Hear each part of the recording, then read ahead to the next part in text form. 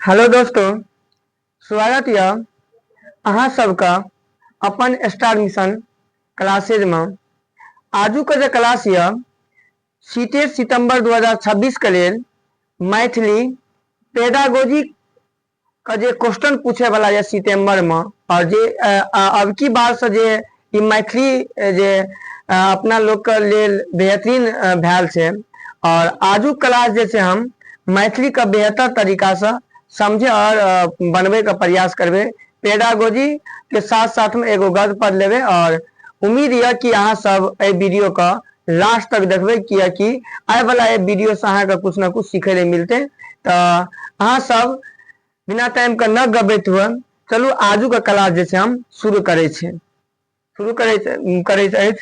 और आजू क्लास में छे मैथिली पेडागोजी, भाषा संस्कृत और शिक्षा संगम, मातृभाषा महत्व टॉपिक पर चर्चा करबे और भाषा शिक्षण का सिद्धांत यो चीज पर हम चर्चा करबे। भाषा कौशल सुनब बोलल और पढ़ब लिखल यो चीज पर चर्चा करबे कि सुबह बोली जिसका जकरा हम अपना हिंदी में कहे छिए। और बाल केंद्रित शिक्षण सेहो सब पर बातचीत करबे। तो अहाँ सबके उम्मीद यऽ कि आय का टॉपिक जे यऽ ई सब यऽ। चलो सबसे पहला जे छे अहाँ सबके लेल ई पेडागोजी मैथिली का आइ जे छे पर्यावरण का पेडागोजी छे, जे पर्यावरण से हम लोग केना प्रभावित है छिए, हमरा जीवन में पर्यावरण के की भूमिका अछि। अनेक प्रकार का जे छे प्रयास करबे कि पर्यावरण अपना जीवन के लेल कत कत उपयोगी छे। तो पर्यावरण सबसे बड़ा टॉपिक है छे पहला गद का। आजू का गद में छे ई अपना पर्यावरण प्रभाव केना केना पड़ रहा छे, ऐ सब पर चर्चा करबे। तो चलू आजू का क्लास हम देखे छी। सबसे पहला छे गाम घरक पर्यावरण। मैथिली में जे छे हम कहे गाम घर में पर्यावरण का की उपयोग करे छे। चलू तो गाम घर का पर्यावरण बहुत सुंदर और प्राकृति होइत अछि। गाम घर में जो पर्यावरण छे बहुत सुंदर, गाम घर में अनेक प्रकार का प्रकृति से ठंडा ठंडा हवा, अनेक प्रकार से जो प्रकृति जुड़ल रहे, सब चीज गाम घर में ई पर्यावरण शुद्ध और शुद्ध पर्यावरण गाम घर में मिलत अछि। गाम में चारू कात हरियर खेत बगीचा पोखर नदी सब रहे छे। गाम घर में जे छे हरियर हरियर खेत खलियान बगीचा इहो सब रहे छे। ऐसा आदमी का पर्यावरण में कभी भी सांस ले में या कोनो प्रकार का जैसे गर्मी या अभी का टाइम जे छे गर्मी अत्ते ज्यादा पड़ रहा छे, लेकिन गाम घर के जे लोग छे ओकरा लेल अत्ते गर्मी का ओकरा सहे के क्षमता छे, क्योंकि प्रकृति से जुड़ल छे। और प्रकृति में जे छे अनेक प्रकार के पेड़ पौधा से ओकरा बहुत आनंदी महसूस होय छे। तो गाम घर में नदी पोखर ओतो आदमी जे छे अपन समय बिता ले छे गाछी तर में बैठ के सुत के। लेकिन मार्केट में और शहर में जे छे ई बहुत अंतर छे।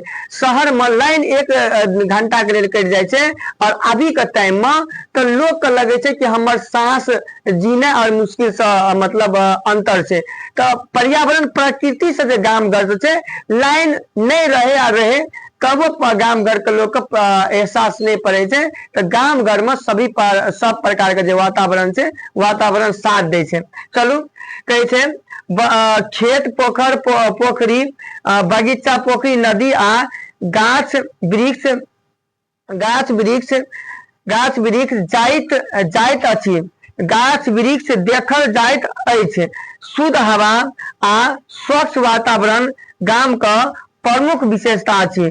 शुद्ध हवा और शुद्ध वातावरण जे छे गाम के बहुत प्रमुख विशेषता ई जैसे प्रमुख विशेषता अछि।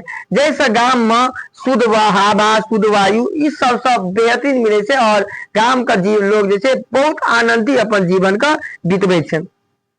चलू अगला देखे छे। अगला जे गाम लोग सबके लेल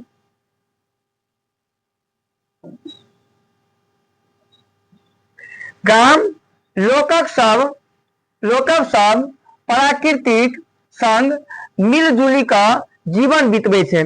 गाम का लोग जैसे प्रकृति से क्या करे छै, मिलजुल के अपन जीवन का बितबैत छै, जीवन बितबै छै और बिहान जीवन बितबैत छथिन छै और बिहान में चौराएक मधुर आवाज और हरियर खेत दृश्य मन के अग्नि संत करे छे। कहे के मतलब एतऽ कहै छै कि बितबै छै और बिहान में, बिहान का मतलब भोर कहै छै, मैं अपना बिहान में बिहाने चौराहा पर मतलब घूमे ले जाए जत चौराहा एक मधुर मधुर आवाज पशु पक्षी के मधुर मधुर आवाज ओ सुने कर लेल जे मिले छै, गाम घर का जे आदमी छै आवाज मिले छै। हरियर खेत का दृश्य मन के और आनंदित करैत अछि और हरियर खेत जे छै मन के ई सब बहुत आनंदित करे छै, जे गाम घर का लेल जे छै बेहतरीन सुंदरता का बहुत बेहतरीन बढ़ावे छै। चलो अगला पॉइंट देखे छी। अगला छै गामक पर्यावरण खेती बाड़ी आधारित होइत अछि। गाम का जे पर्यावरण छै खेती बाड़ी आधारित सेहो सब बेहतरीन रूप से होइत अछि। एते लोक सब गाछ लगबाय और पशुपालन सेहो करे छे। गाम घर में जे लोग की करे छे पशुपालन और गाछ सब सेहो लगबे छे, जैसे कि प्रकृति के ई प्रकृति बेहतरीन रहे और प्रकृति जत गाछ जते वृक्ष और नुकसान भए जाए छे तो ओत की छे धीरे धीरे जे छे बारिश समय पर नहीं होय छे। तो ई सब छे अगर समय से ओत वृक्ष जत रहे छे तो उस समय से बारिश सब चीज है छे। पहले को ऐसा 50 साल पहले जंगल और ज्यादा जंगल चले तो समय से बारिश समय से सब चीज चले। लेकिन आजू का जो टाइम आई का टाइम में बारिश महीना गर्मी करत, गर्मी महीना बारिश करत, तो ई पर्यावरण जे छे वृक्ष जे रोकबा के लेल कहे छे कि जते आदमी का एक साल पर अपन अपन जे उम्र है छे अपना अपना एक साल बीते छे तो एगो वृक्ष जकरा अपना लोग कहे छे जे बर्थडे मनावे छे तो वे अपना जन्मदिन पर एक सब व्यक्ति का एक पर्यावरण अपन वृक्ष लगबे के चाहिए, जैसे कि अपन पर्यावरण एक संतुलित रह सके छे। चलू तो एक कहे छे जे अत गाम का एतेक लोग सब गाछ लगबाए और पशुपालन करे छे। पर्यावरण स्वच्छ रखे पर ध्यान देत छे और पर्यावरण का स्वच्छ रखबे पर बेहतरीन तरीका से की करे छे ध्यान दे छे। चलू अगला छे पोखरी आ नदी जल का मुख्य स्रोत अछि।